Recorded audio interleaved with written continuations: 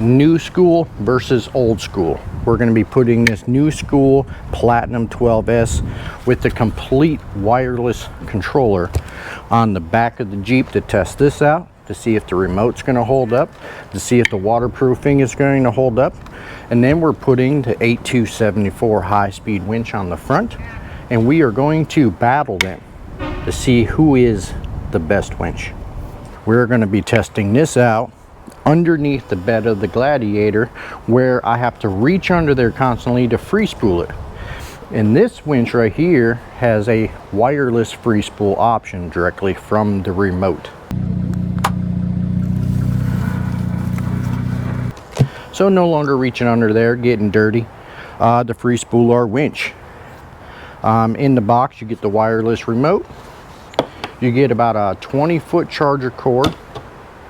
You get the charger port for a cigarette lighter to USB. You get the winch, obviously. You get synthetic rope. You get a winch hook, fairly. Everything you need to put this on.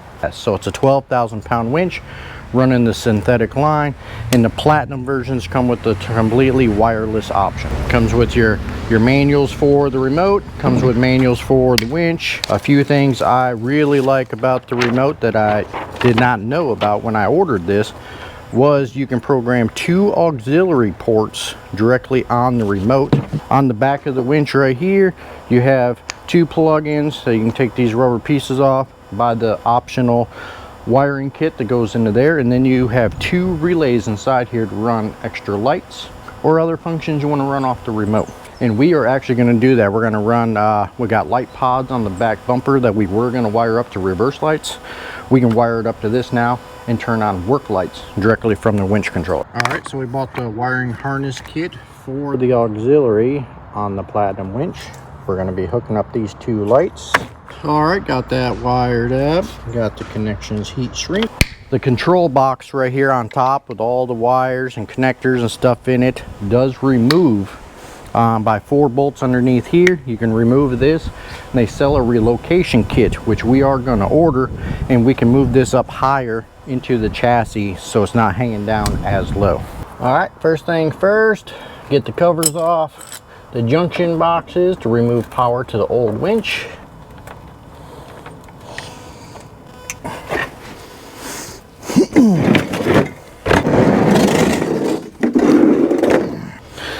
All right.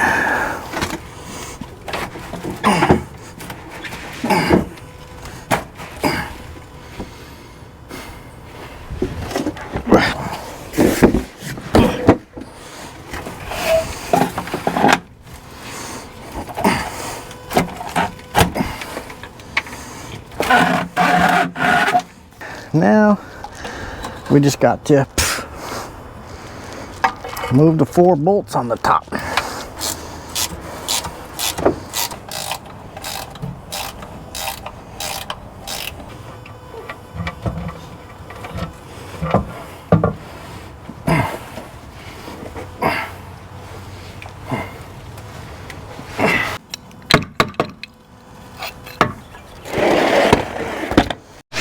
Now the fun part, lifting this up there without losing the nuts and holding it in place while you start them all.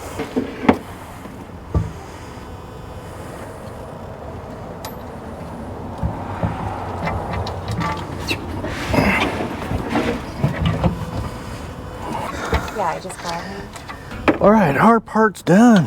Tighten up the bolts. All right, so that's the hardest part. We're gonna run our cables up over the frame, zip tie them down, get them hooked up. And then we're gonna put the winch cable on. Winch rope. People cry when I call it a cable.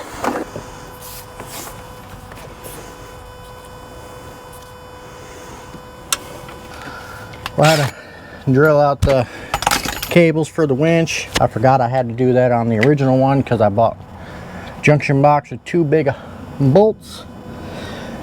What we want to do is make sure we put covers on. This one's out of the way, so let's do that one first. There's slots on the back of the cover, so you got to kind of make sure the Cables are kind of straight up and down. Winch is officially installed. I have to turn the truck on. I didn't start it because I have a shut-off solenoid to one of the auxiliary switches. First time using the remote, I have not read the instructions, so let's see what happens and how it hooks up. Alright, so that's kind of cool. You have to push and hold these for 3 seconds to engage the winch. I'm guessing as a safety feature. Free spool. It automatically goes back to locked in when you hit the winch button. And then you have the 2 auxiliaries. Push this or that to move it across the screen on the bottom. I can turn auxiliary 1 on, off, on, off. Free spool, push the center button. Free spool's on. To unfree spool it, got a battery gauge right here for how much juice is in the vehicle.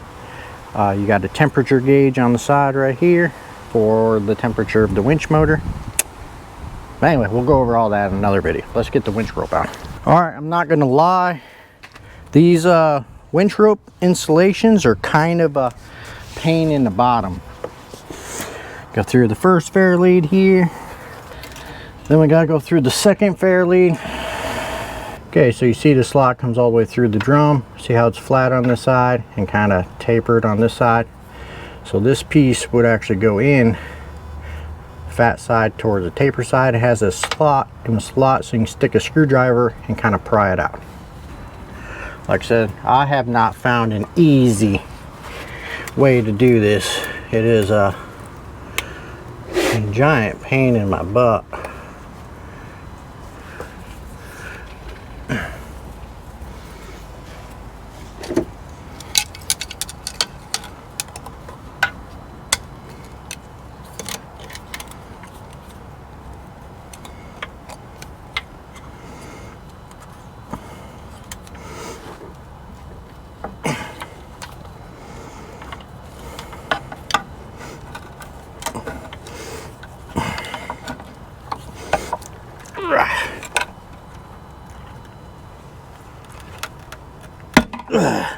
Then you break the wire because it won't come in any farther.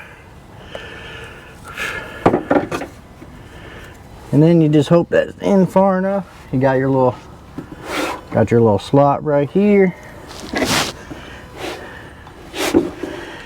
You want to put your little wedge in here.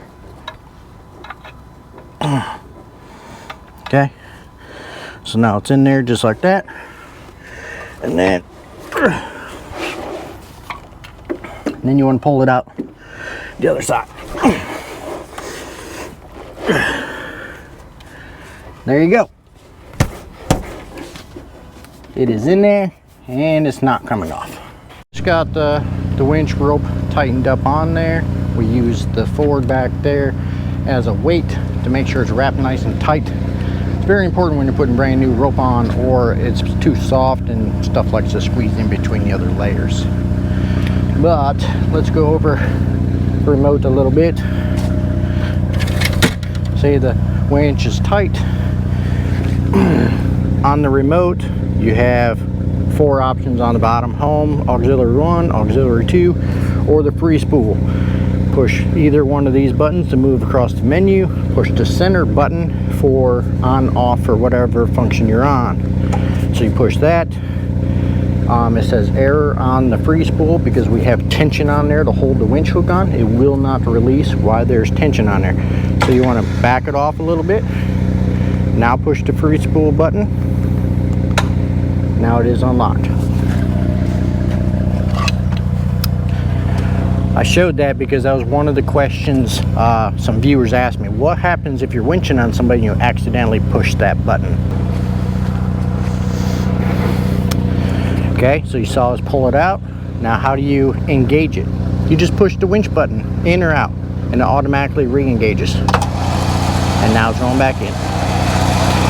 In order to use that, you just go over to auxiliary 1 or 2 once they're wired up. And then you push the button. That actually looks like a light that just come on. Light goes back off.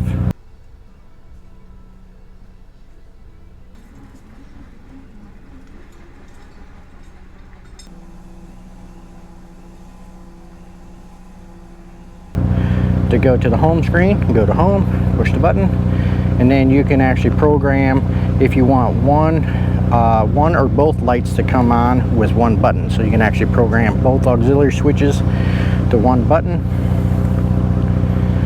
You can go to your settings. You can change the brightness of the screen. You can Bluetooth to something. I haven't messed with that yet. And then I think this is pretty cool. This might be good for some people. You can actually make it so it stops winching when it gets too hot, and it makes you cool down before you can use it again. Us, we're just gonna run it till it gets too hot and keep running it. So I mean, we're here to see if this is gonna hold up or not. So we're gonna test it. So one of the major complaints that we have repeatedly gotten about this winch when we first purchased it was it's all electronic. It will never last because, you know, it'll get wet. We completely submerged this winch like every other day.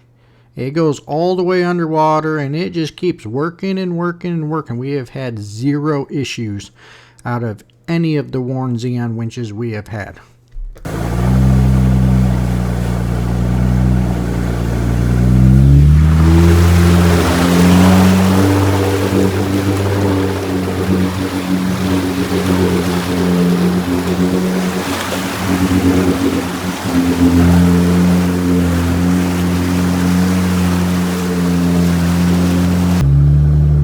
Or let me roll my window up if you want to do all that nonsense. Jet ski.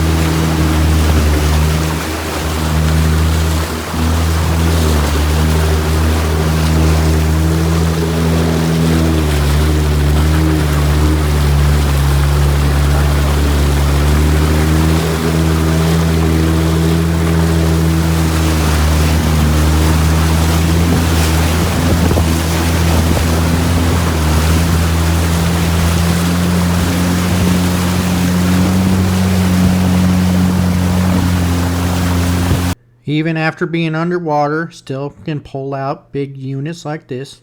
We're up and out. Keep on pulling another 10 feet. The wireless free spool still working just fine.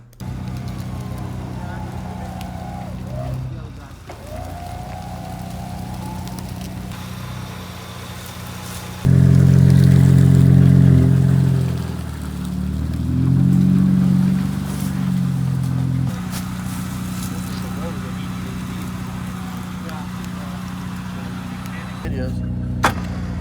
That is badass. So you don't have to touch nothing under the winch.